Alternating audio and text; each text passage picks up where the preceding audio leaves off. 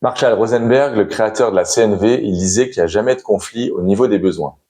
Les accrochages naissent au niveau des stratégies, les comment, et pas des besoins, les pourquoi.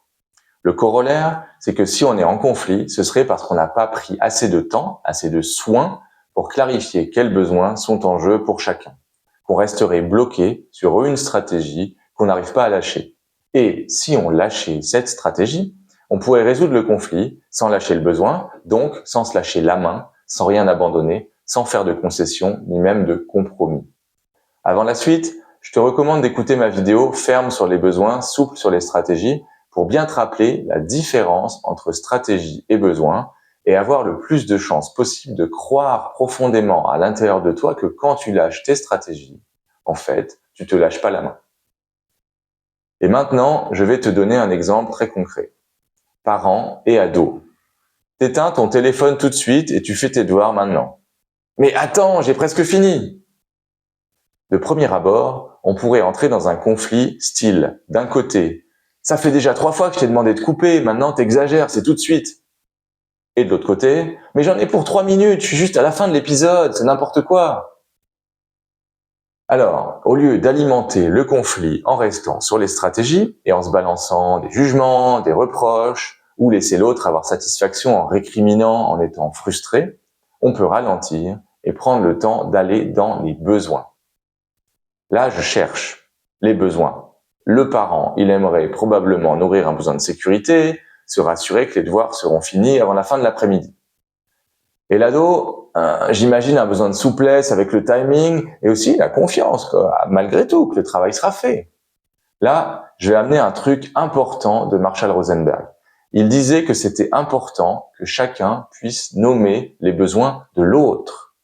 Il disait même d'ailleurs que tout conflit pourrait se résoudre en 20 minutes maximum, t'entends, dès lors que chacun est capable de dire clairement les besoins de l'autre.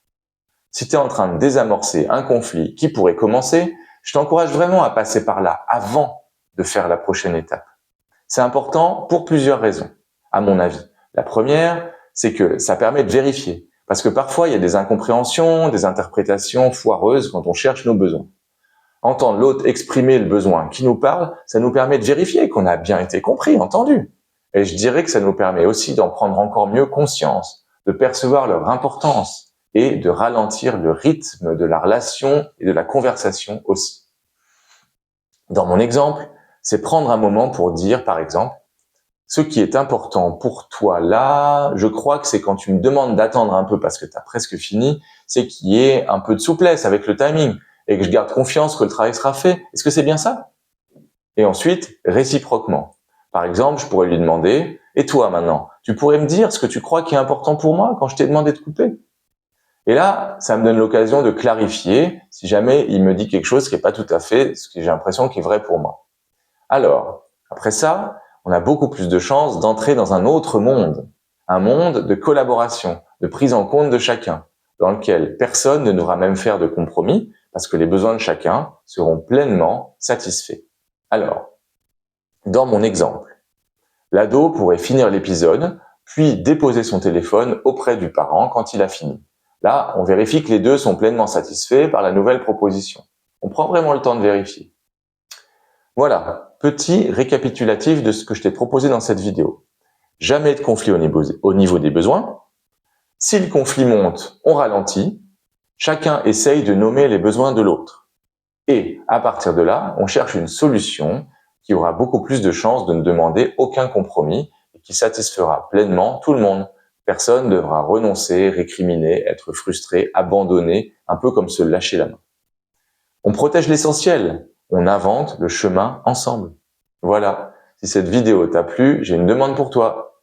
Un like, un commentaire, un partage. J'aurai plus de chances que YouTube propose cette vidéo à quelqu'un d'autre pour que ça soit diffusé. Merci pour ton soutien. À bientôt.